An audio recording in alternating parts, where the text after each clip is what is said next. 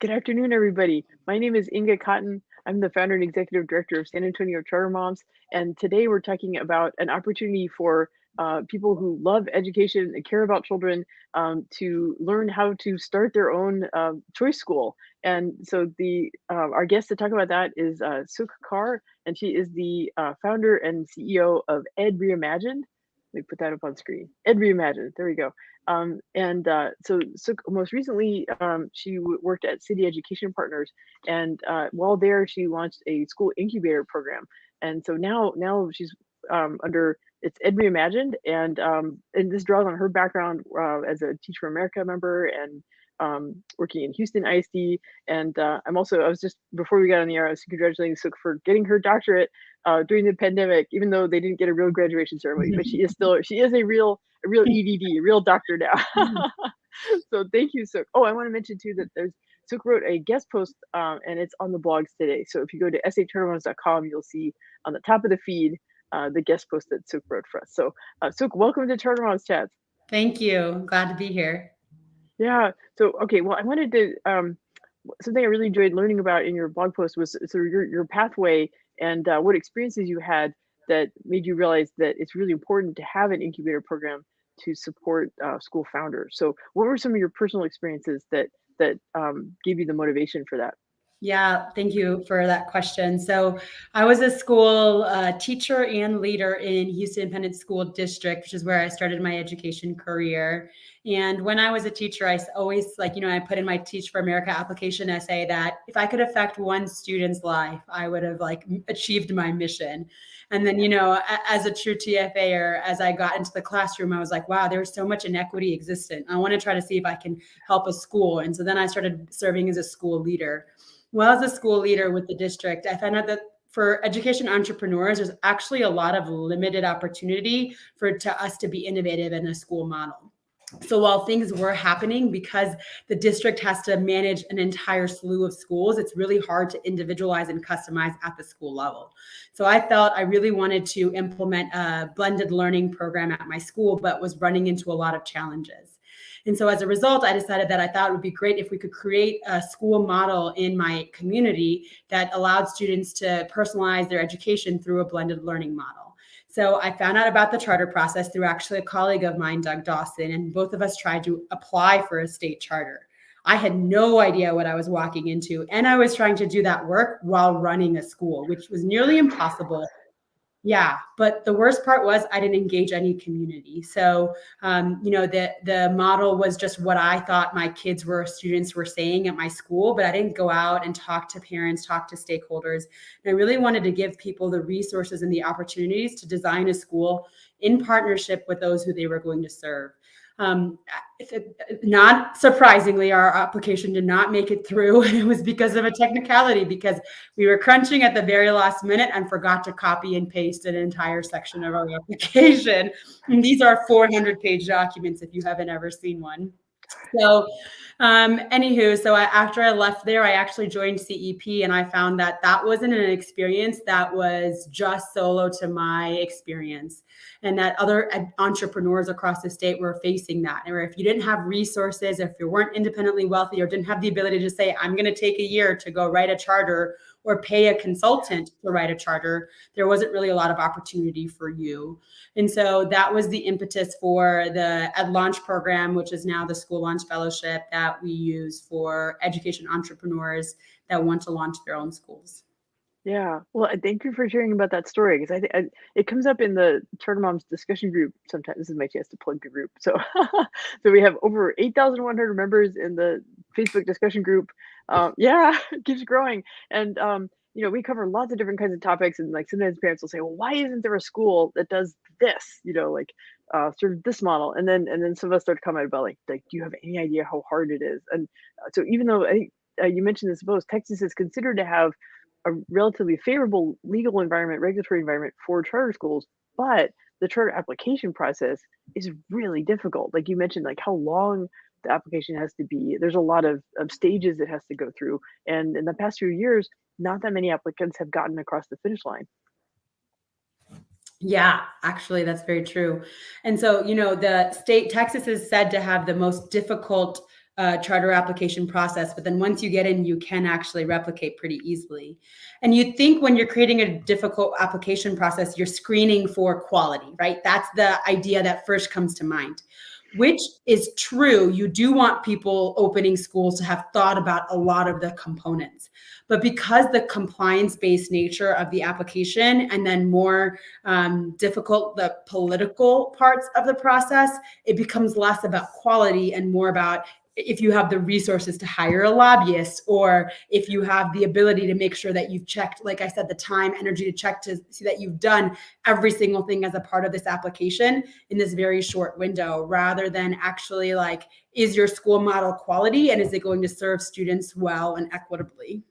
Mm-hmm. Oh, hey, we've got a comment. So this is from, I think this is Monique. She says, love good information. Yeah, thank you, Monique.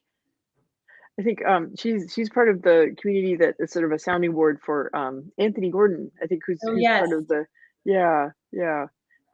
Well, so the next thing I wanted to ask you about was about I guess, okay, so you mentioned, Ed Launch under City Education Partners, and this having gone through a few rounds of this by now, sort of what have you learned from the process, and like how are you tailoring the fellowship differently? Like it's kind of a longer time frame than initially what you thought. Yeah, absolutely. So first we just started off saying like, okay, if you were going to apply in December, we'll bring you on in the summer. So like July. And so that gives you like 5 months to do all the thinking that comes with this. But if you're actually going to implement design thinking at its core, you have to go through several iterations of what your model will look like. And conducting empathy interviews with the community isn't something that just happens overnight. It takes time. You have to build relationships, you have to build trust, and you have to learn about, okay, what are is the problem that I think is the problem actually true? And that requires a lot of time. And so what we did, and also a lot of times educators in schools aren't thinking that they can just go off and start their own. So they're not like, on the side planning this because they've never seen this opportunity that exists. And so what we found was a lot of folks that were in the charter space already were the ones that were thinking about this, and not necessarily community leaders that were people of color or women. They have a little bit less tolerance for risk. And so like leaving a job that pays them retirement and, all of this security, leaving that to go try something that's completely entrepreneurial is a lot more challenging for those leaders. So what we did was, let's take some of the risk out of it and let's give a lot of our people the opportunity to try this work to see if it fills their bucket. And so the Texas School Design Fellowship does just that. It's a part-time program. It'll actually start this January and it'll go for the 5 months through May. We meet on Thursday evenings. And so it's literally kind of like a take what you want from it. We go through the core components of what design thinking looks like for schools. We help leaders talk about their stories so that they can truly engage with people and people can understand why they are so motivated to do this difficult work. You get monthly coaching sessions with a longtime leader in our community, Jen Maestas. And you also get to participate in a cohort of people that are like you and want to solve the same problems that you're facing.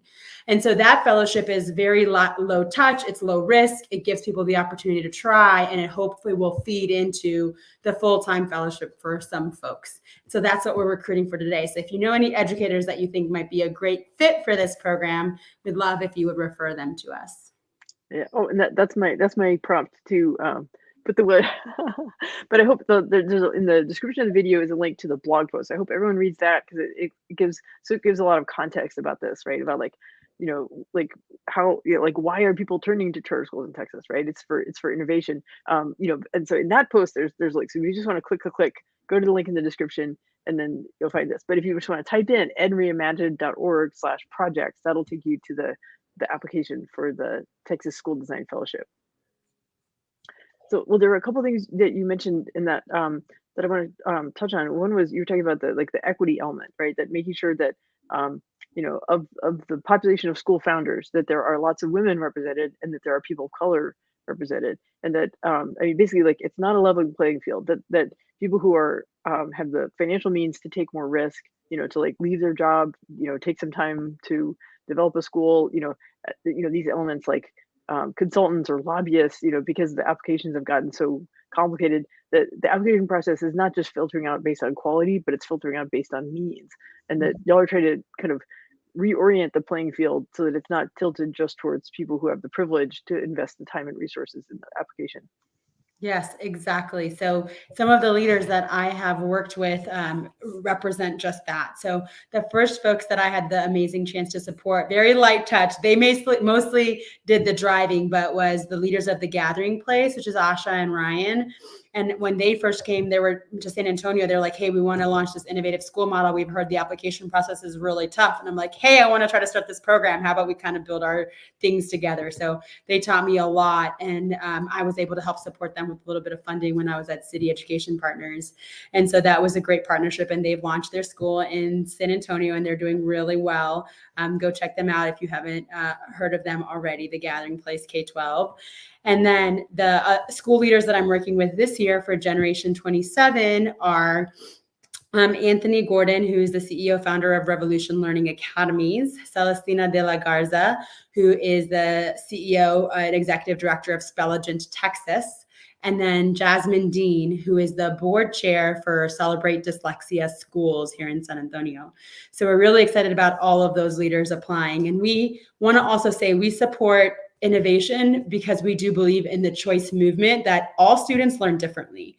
Not everybody needs the same supports or same different methods of learning. Every child is unique. So we believe we should create models that offers plenty of choice for all students so that they can really find a place where their soul is filled, where they love to learn, and where they're engaged as a result of what the school is offering, right? So not every school can be everything to every kid, but we can create schools that are perfect for certain students. And so that's really the hope. And we also support districts to launch innovative schools through subchapter C charters, which is 1882 partnership. So right now I also work with Edgewood Independent School District because they have an open authorization process for schools that want to launch models as well. Yeah, yeah. Well, I appreciate that because that's getting under the hood a little bit. I think sometimes the families in the discussion group aren't necessarily making distinctions about the governance models of schools. Like they just want they're interested in the unique school model and like how it's going to serve their kids. But you and I know that kind of like behind the scenes that there's these different sort of regulatory provisions that can encourage innovation or discourage innovation. And the 1882 partnerships are so important because it brings together, a traditional public school district that has resources, has students, may have buildings with space in it, and they're looking for know-how, right? So whether it's, a university or a nonprofit or, they bring that partner in and it accelerates, the formation of an innovative school and hopefully brings higher achievement to parts of town where maybe historically there haven't been the resources. Maybe the schools have low ratings on the letter grade system. The students haven't had access to learning models that people in the suburbs do, right? Like all the Montessori schools that were private schools in the suburbs with high tuition, that were, children in the inner city were locked out of, and not anymore, right? Because now there's partnership schools that offer that model. Yeah, absolutely. Yeah. Okay. And I was typing while you were talking. I put up on the screen. These are the names of some of the schools that are in the current. I get okay. So these are the fellows, right? So these are people who are like full time working on school development. And this is where I get to plug the fact that we have on the blog we have guest posts from all these folks, right? So Anthony and Celestina and Jasmine. And so again, I'll plug. SD Charter Mom's blog, and if you visit Sukh's guest post, she kindly linked to the post on our site. And what's great about that is like you get, it's in the words of these founders, and you get a sense of like, their motivation and like the vision that they're trying to cast. And this goes back to something you mentioned earlier about getting community input, because like all of these fellows are in this process of gathering input from the community, and that way the school is a living thing and not just something that the entrepreneur dreamed up but hasn't tested against what the community says they really want. Yeah absolutely. Yeah. I just wanted to say a little plug to Inga and I met each other about 5 years ago, and it's amazing to see how much even just in 5 years the SA Charter Moms has done for the community in terms of awareness. And we really appreciate like your work and everything that you're doing, because in order to create connection with community and leaders, you need sometimes help with the facilitation. And SA Charter Moms always does a really great job of helping bring those parents to our leaders to be able to connect and create those opportunities. So that's really appreciated by us as well. Yeah. Oh, well, thank you. And this is where I want to recognize like the parents in the group, because I mean they're basically like it's except for like me and my assistant, like they're all volunteers, and they're all like they're just really curious about education. They're passionate about it. They want to they want a better education for their own kids, but they also care about education in the community as a whole, and like making these systems work better. And so if I'm sharing something about like celebrate dyslexia schools, like even if they don't have a child with dyslexia, they know someone who does, and they're going to help spread the word. And and then there are people in the group who maybe have worked in special education and have seen deficits or things they didn't feel like were done right at their previous workplace, and then they want to talk to Celestina about it, like, okay, Celestina, this is what you need to do to make it better. And they have this lived experience that they want to see come to life. And like seeing that energy and be able to like make those connections is very gratifying to me. That's one of the most satisfying things about what I do with the group and with the blog. Yeah. And like and sorry. I say, which is a great segue, where if you can have so much support for these leaders and not even know it. Like they're always looking for leaders in the community that have expertise in various areas. You don't have to have educational background to be supportive of these schools. They always need board members. They always need advisory board members. They need volunteers. So if you have any time or any knowledge or resources that you'd be willing to offer some of these school models, or even just being willing to learn, we would love to hear from you, because that's how we're going to grow this community. I was going to say, like, okay, this is where we plug about that. Like each of these schools they're forming a nonprofit, and they need to form nonprofit boards, right? And every nonprofit board needs a mix of skills. So whether it's they need like community connectors, they need like legal, real estate, finance. It's been an education for me, like running a nonprofit. This was like a hobby for a while, and then but in order to grow, like you have to learn how stuff works. And so these board members are looking for that. Actually, so is this where can I pop your email up on the yes, screen? absolutely. Okay, great. Okay, so yeah, I think that I hope that of the people listening to this, that like even if you're curious about what's happening in education, and you're excited to know that there's more schools in the pipeline, and Sukh has a lot to do with that, then yay, we're cheer for Sukh. But if you are hearing this and thinking, I had an idea, and then maybe you should sign up for the school design fellowship, because like Sukh said, it's part-time, and you get to be in a cohort of people who also are passionate about education. You get to talk to experienced school leaders, right? Like Jen Mestas was a principal in SASD for many, many years. Lots of good stories there. And she's just a really fun person. I love it. And that's actually a really great point. So this year is our first year we have a board chair in the fellowship. So Jasmine Dean's not actually going to be the superintendent, and she's going to actually be just a voluntary member on the board, but is so passionate about dyslexia because that's what her sons have faced. And that's like the problem that she's faced her whole life, and wants to create a solution for it. So even if you are just like, you're like, I don't know anything about education, she's not going to run the school. We've got plenty of educational experts. If you've got an idea that you're passionate about, this could be great for you too. Yeah. And and like folks who like the founders are building boards, and they're looking for people who can bring that expertise to it. So yeah, so that's why I've got Sukh's email, so sukh@edreimagined.org. So yep. And there's a link in the blog post as well, so if you don't want to have to type it out. Okay, well, good. Let's see, I think we covered all the things I wanted to cover, but I don't know. Is there anything coming up? I guess just you want people to apply for the fellowship. Any events coming up? Oh, I guess past week there was the self-care event. Yeah, right? plug salt while I'm here with you, Inga. So Yeah. I'm also on the board with Jen, my SS, for this organization called San Antonio Leaders and Teachers. And we had a teacher self-care conference that we invited all of our educators to come join us at, had yoga, mindfulness, sessions like leading with grace, and did a whole slew. We did laughing yoga. We worked with Stephanie with Creya Consulting. So lots of great people came out. So thank you for putting that up there too.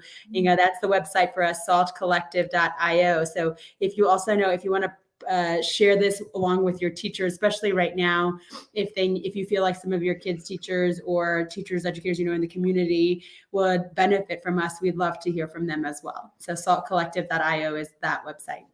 Yeah, it's a great culture because it's a way for like teachers and leaders they can network across their campuses, like to get to know people at different schools, like not just the people you see in the lounge, and like it's a place. It's not really a place to vent so much as it's like it's this shared experience, and then finding the meaning and the positivity, not toxic positivity, but just like like everyone knows it's a tough job, right? But it's really meaningful work, and it's a way to like talk about it with people who understand what you're Yeah, dealing with. absolutely. We do things like book clubs throughout the year for folks. We do different events. We like a cafecito and nature walk, just things to bring educators together outside where other professionals always get this opportunity. And sometimes we feel like teachers get siloed in their schools or classrooms.